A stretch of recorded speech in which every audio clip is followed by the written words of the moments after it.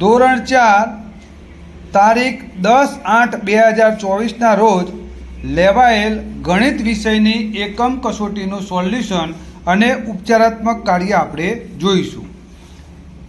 એકમ કસોટી બુકમાં કેવી રીતે લખવું એની આપણે સાથે સાથે સરળતાથી સમજ મેળવતા જઈશું. તો સૌપ્રથમ જોઈએ પ્રશ્ન 1. તો હોશિયામાં આ રીતે પ્રશ્ન 1 લખવાનો રહે. નીચેની સંખ્યાઓને અંકમાં લખો. આપણે અંકમાં લખવાની છે. અહીંયા શબ્દોમાં આપેલી છે. અહીંયા અ છે. પહેલું 2005. તો જુઓ 5 એટલે એકમમાં 5 છે અને 2000 એટલે 2000ના સ્થાનમાં છે. અહીંયા દશક અને સોના સ્થાનમાં કોઈ અંક આપેલો નથી, તો ત્યાં આપણે શું લખીશું? 0. તો કેવી રીતે લખાશે? 2 પછી 2 0 0 અને પછી 5 આ રીતે લખાય. 2005 આવડ્યું? હવે બીજું જોઈએ 3359. ચલો કોને આવડશે? ચલો ભાઈ, હજારના સ્થાનમાં કેટલા છે વિજય? 3000.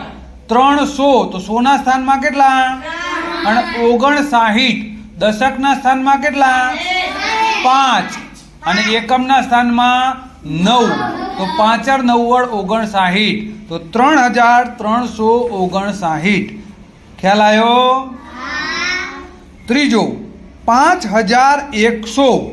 તો હજારના સ્થાનમાં કેટલા? 5. સોના સ્થાનમાં 1. દશકના સ્થાનમાં 0 અને એકમના સ્થાનમાં તો 5100. ચોથું 6010. હજારના સ્થાનમાં કેટલા? 6. સોના સ્થાનમાં દશકના સ્થાનમાં 1 અને એકમના સ્થાનમાં 0. તો 6010. પાંચમું 4440. 4440. તો હજારના સ્થાનમાં 4, સોના સ્થાનમાં 4, કારણ કે 400 છે. હવે 40 એટલે દશકના સ્થાનમાં 4 અને એકમના સ્થાનમાં 0. તો 4440 આ રીતે લખાય. 4440. હવે છે છઠ્ઠો દાખલો 8000. તો 8000 એટલે હજારના સ્થાનમાં 8, બાકી 100, દશક અને એકમના સ્થાનમાં શું આવશે? 0. ચલો વેરી ગુડ. તો આ પહેલા પ્રશ્નનો આ રીતે એકમ કસોટી નોટબુકમાં લખો તો તમને પૂરેપૂરે ગુણ મળે. હવે આપણે જોઈશું પ્રશ્ન 1b. એમાં શું છે ભાઈ? પ્રશ્ન સૂચના. નીચેની સંખ્યાઓને શબ્દોમાં લખો. આ શબ્દોમાંથી અંકમાં હતું, હવે અંકમાંથી શબ્દોમાં. તો પહેલો છે 5459. તો આ રીતે લખાશે 5459. ચલો બીજો કયો છે ભાઈ? કોણ બોલશે? બોલો આરોશી બેન. 7579.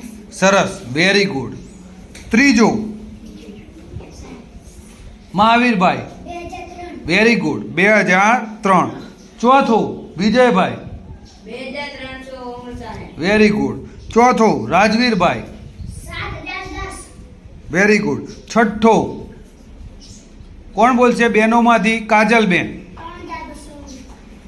કેટલો છે બેટા? 3200. ના ના, છઠ્ઠો દાખલાની વાત છે. તમે તો પ્રશ્ન 2 જુઓ છો, શબ્દોમાં લખવાની વાત છે. ખોટું જોયું. અશ્વિનીબેન. 5689. Very good. 5600. તો આ ધ્યાન રાખવાનું કયો પ્રશ્ન પૂછેલો છે, બરાબર? બીજા પ્રશ્નનું બીજા પ્રશ્નમાં ના જતું રહે, નહીં તો ખોટું પડે. હવે આપણે જોઈશું પ્રશ્ન નંબર 2a. લીટી દોરેલ અંકની સ્થાન કિંમત જણાવો.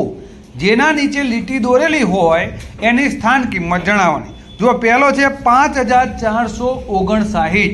કોની નીચે લીટી દોરી છે ભાઈ? 4 કયા સ્થાનમાં છે? તો 4ની સ્થાન કિંમત કેટલી થાય? Very good.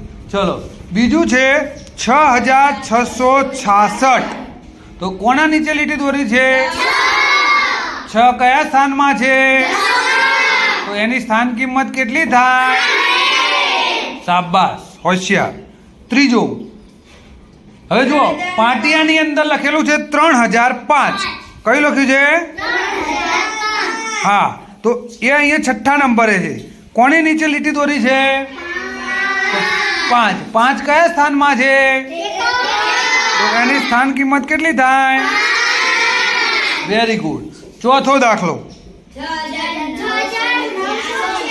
હા, પાટિયામાં ચોથા નંબરે છે, અહીંયા છે 7મા નંબરે. કોની નીચે લીટી દોરી છે? 9. તો 9 કયા સ્થાનમાં છે? તો 9 ની સ્થાન કિંમત. ચલો, પાંચમું 7010. પાટિયામાં છે 7010, અહીંયા 10મા નંબરે. કોની નીચે લીટી છે? શૂન્ય કયા સ્થાનમાં છે? શૂન્ય ગમે તે સ્થાનમાં હોય, શૂન્ય સ્થાન કિંમત 0. આવડી ગયું? શાબાશ. ચલો હવે છઠ્ઠો. હા, 3219. 3 કયા સ્થાનમાં છે? તો 3 ની સ્થાન કિંમત. ચલો હવે હું વધારાના બોલીશ. 6006. એમાં હજારના સ્થાનની અંદર જે છગરો છે એની નીચે લીટી દોરી હોય તો એની સ્થાન કિંમત કેટલી થાય કુલદીપભાઈ? 6000. શાબાશ. 6000. ચલો 6699. એમાં 99 જે નવરો દશકના સ્થાનમાં છે એના નીચે લીટી દોરી છે તો યશભાઈ 9 ની સ્થાન કિંમત કેટલી થાય? 90. શાબાશ. 90 થાય. કેટલી થાય? 90. તો અહીંયા જે સ્થાનમાં હોય એ સ્થાનના આધારે એની સ્થાન કિંમત નક્કી થાય છે. Very good. બધાને આવડી ગયું? પ્રશ્ન 2બ. નીચે આપેલ સરસ સંતોષાય તેવી 4 અંકની સંખ્યા લખો. કેટલા અંકની સંખ્યા લખવાની છે ભાઈ? તો આ પ્રશ્નની સૂચના ખાસ યાદ રાખવાની. 4 અંકની લખવાની છે, 3 અંક કે 2 અંકની નહીં. હવે પહેલું છે જુઓ, જેમાં 6 ની સ્થાન કિંમત 6000 અને 2 ની સ્થાન કિંમત કેટલી હોય? 2 હોય. તો 6 ની સ્થાન કિંમત 6000 એટલે 6000 થઈ વત્તા 2. તો 6000 વત્તા 2 કઈ સંખ્યા બને? રોનકબેન 6002. શાબાશ. 6002. આવડ્યું? હવે બીજો દાખલો. જેમાં 3 ની સ્થાન કિંમત 30, 2 ની સ્થાન કિંમત 200 હોય. તો જુઓ 4 અંકની કરવાની છે આપણે. તો 2 ની સ્થાન કિંમત 200 એટલે 2 કયા સ્થાનમાં હશે ભાઈ? 100 ના. 3 ની સ્થાન કિંમત 30 તો 3 કયા સ્થાનમાં હશે? 10. હવે એકમના સ્થાનમાં આપણે શૂન્ય લખી શકીએ, પણ જો હજારના સ્થાનમાં શૂન્ય લખીશું તો એ 3 અંકની સંખ્યા થઈ જાય, માટે શૂન્ય ન લખાય. પરંતુ 1 થી 9 વચ્ચેની કોઈ પણ સંખ્યા લખી શકાય. તો આપણે 1 લખીએ તો 1000 વત્તા 30 વત્તા 200 તો કઈ સંખ્યા બનશે? 1230. તો આ રીતે આપણે બુદ્ધિથી વિચારીને જવાબ લખવાનો છે. ચલો ત્રીજું. જેમાં 6 ની સ્થાન કિંમત 60 અને 2 ની સ્થાન કિંમત 2000 હોય. તો જુઓ હજારના સ્થાન અને દશકના સ્થાનની સંખ્યા આપેલી છે, પરંતુ એકમ અને 100ના સ્થાનનો અંક આપેલો નથી. તો અહીંયા થશે 2000 વત્તા 60 એટલે કે 2000. Very good. ચલો જેમાં 7 ની સ્થાન કિંમત 7 અને 5 ની સ્થાન કિંમત 500 હોય. ચલો આમાં પણ 1000 ની આપી નથી, ગમે તે લખી શકો. ચલો કોણ બનાવે છે? કુલદીપભાઈ બોલો. 7507. Very good. તમે 7000 પણ લખી શકો, 6000 લખી શકો, 2000, 1000, 8000 જે લખવું હોય લખાય. બરાબર. તો અહીંયા જો મેં 2000 લખ્યા છે તો માટે થશે 2507. કેમ ભાઈ આપણે આવું કર્યું? કારણ કે સર 4 અંકની સંખ્યા બનાવવાની હતી. શાબાશ. કારણ કે પ્રશ્નની સૂચનાની અંદર લખ્યું છે કે 4 અંકની સંખ્યા બનાવીને લખો. ચલો પ્રશ્ન નંબર 5. જેમાં 8 ની સ્થાન કિંમત 8000 અને 1 ની સ્થાન કિંમત 1 હોય. બોલો હડો ભાઈ, આ આવડે જોઈએ બધાને. 1 ની 1 ને 8 ની 8000 તો કઈ સંખ્યા બનશે વિજયભાઈ? 8001. Very good. અશ્વિની બેન 8001. શાબાશ. ચલો હવે આપણે પ્રશ્ન નંબર 3 જોઈશું. માગ્યા મુજબ જવાબ લખો. ચલો 1 કિલોમીટર બરાબર કેટલા મીટર થાય? શિવમભાઈ ના. 1 કિલોમીટર મોહિતભાઈ. 2 મીટર. અરે ભાઈ. 1. રોનકબેન 1000 મીટર. 1 કિલોમીટર બરાબર 1000 મીટર ચલો બીજું 6 કિલોમીટર બરાબર કેટલા મીટર થાય? જો 1 કિલોમીટર બરાબર 1000 થાય તો 6 કિલોમીટર બરાબર કેટલા થાય ભાવેશભાઈ? 6000 મીટર. ચલો 5000 મીટર બરાબર કેટલા કિલોમીટર થાય? 1000 મીટર બરાબર 1 કિલોમીટર, તો 5000 મીટર બરાબર બોલો કાજલબેન, 5000 બરાબર કેટલા થાય બેટા? હર્ષિતભાઈ, સહદેવભાઈ, 5 કિલોમીટર. ઊંધું છે, 1000 બરાબર 1 તો 5000 બરાબર 5 થાય. ચલો ચોથું, 9000 મીટર બરાબર કેટલા કિલોમીટર થાય? ઓમભાઈ, 9000 કિલોમીટર બરાબર 900 મીટર થાય. ના, 9000 મીટર બરાબર 9 કિલોમીટર થાય. ચલો ત્રીજું, હવે 1 મીટર બરાબર 100 સેન્ટીમીટર થાય. આપણે આ યાદ રાખવાનું. તો 3 મીટર બરાબર કેટલા સેન્ટીમીટર થાય? શિવમભાઈ, 300 સેન્ટીમીટર. ચલો 9 મીટર બરાબર કેટલા સેન્ટીમીટર થાય? યશભાઈ, 900 સેન્ટીમીટર એમ બોલવાનું. ચલો 500 સેન્ટીમીટર બરાબર કેટલા મીટર થાય? મહાવીરભાઈ, 5 મીટર. 300 સેન્ટીમીટર બરાબર કેટલા મીટર થાય? રાજવીરભાઈ, 3 મીટર. હવે જુઓ 2500 શું આપેલું છે? મીટર. એને કિલોમીટર અને મીટરમાં ફેરવવાનું છે. તો 2500 એટલે 2 કિલોમીટર અને 500 મીટર થાય. કેમ 2 કિલોમીટર? 2 કિલોમીટર એટલે 2000 મીટર વત્તા 500, તો 2500 થયું. એને 2.5 કિલોમીટર એટલે કે 2.5 કિલોમીટર લખી શકાય. કેટલું લખી શકાય? ચલો 5500 મીટર કોણ બોલશે? કુલદીપભાઈ. 5 કિલોમીટર અને 500 મીટર. હા, 5 કિલોમીટર અને 500 મીટર એટલે કે 5.5 કિલોમીટર. એને 5.5 કિલોમીટર પણ ખ્યાલ આવી ગયો? તો આ રીતે આ પ્રશ્નનો જવાબ લખાય. પ્રશ્ન નંબર 4 એનો પહેલો, માગ્યા મુજબ જવાબ લખો. એક નોટની કિંમત 23 રૂપિયા હોય તો આવી 125 નોટની કિંમત કેટલી થાય? જુઓ, એક નોટની 23 તો 2 નોટની 23 વત્તા 23 અથવા 23 ગુણ્યા 2, 23 દુ 46 બરાબર.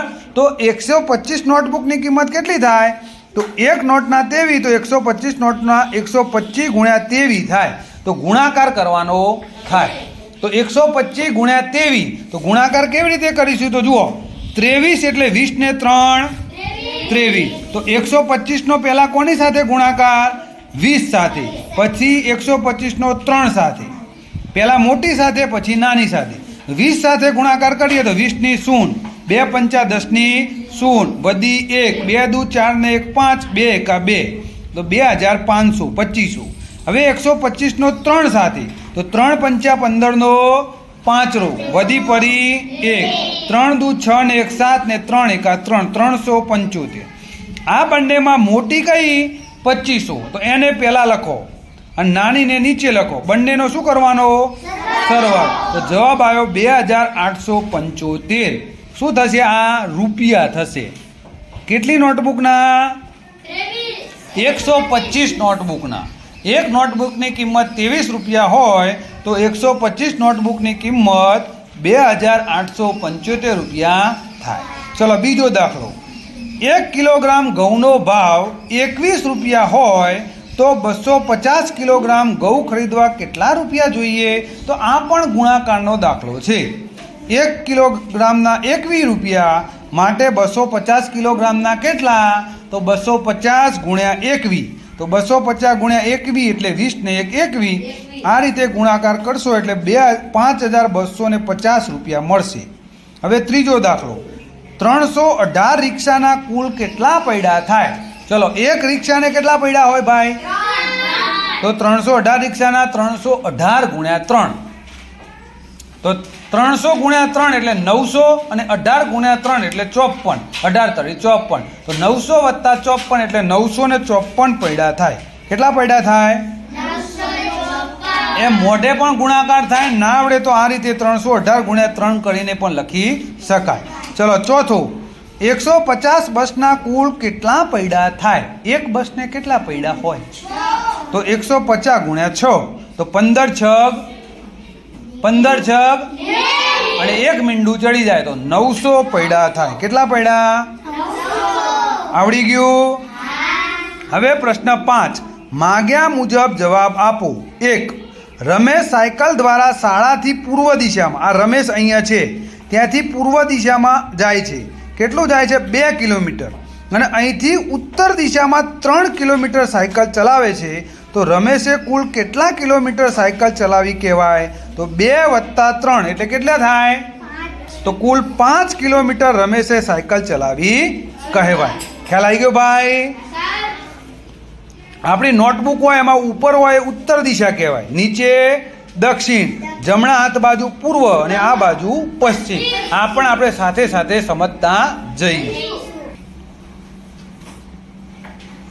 બીજો દાખલો, શાળાની પૂર્વ દિશામાં 1 કિલોમીટર દૂર બગીચો આવેલો છે. આ શાળા છે, એનાથી 1 કિલોમીટર બગીચો અને 4 કિલોમીટર દૂર દવાખાનું. તો દવાખાનું પણ પૂર્વ દિશામાં જ આવેલું છે. બંને કઈ દિશામાં છે? કારણ કે બીજી કોઈ દિશા આપેલી નથી. તો પૂર્વ દિશામાં 1 કિલોમીટર બગીચો અને 4 કિલોમીટર દવાખાનું. તો બગીચાથી દવાખાનાનું અંતર કેટલું?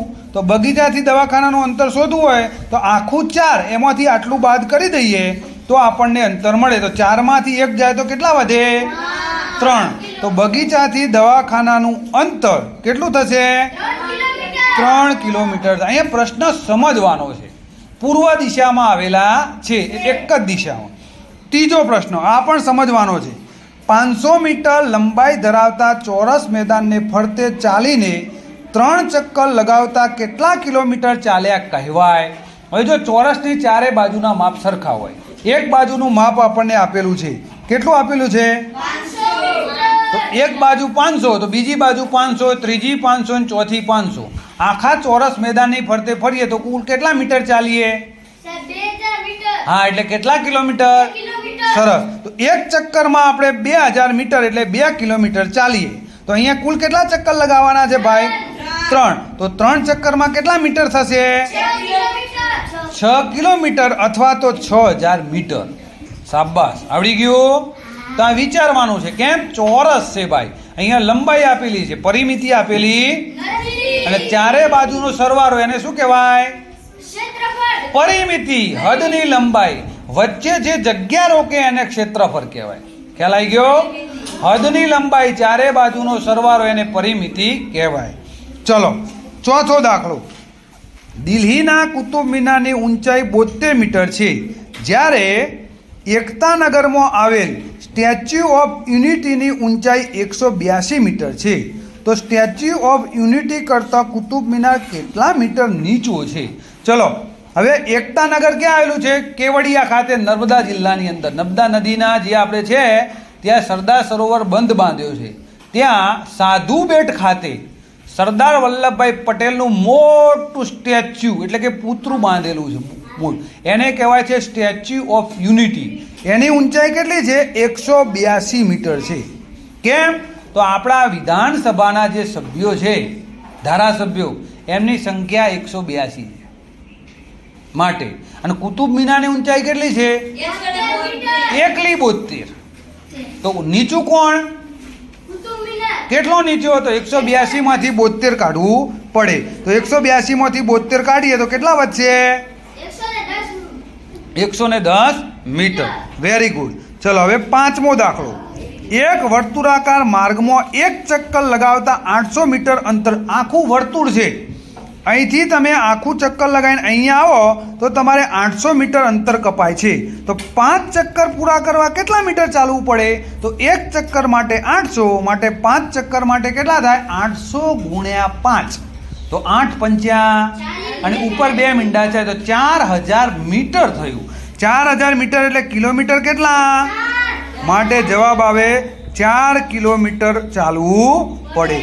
તો વિદ્યાર્થી મિત્રો, આ રીતે આપણે એકમ કસોટીમાં સરસ અક્ષરે માગ્યા મુજબ પ્રશ્નની રકમ બરાબર વાંચી સમજી વિચારી જ્યાં જરૂર પડે ત્યાં શું કરવાનો? દાખલો ગણવાનો.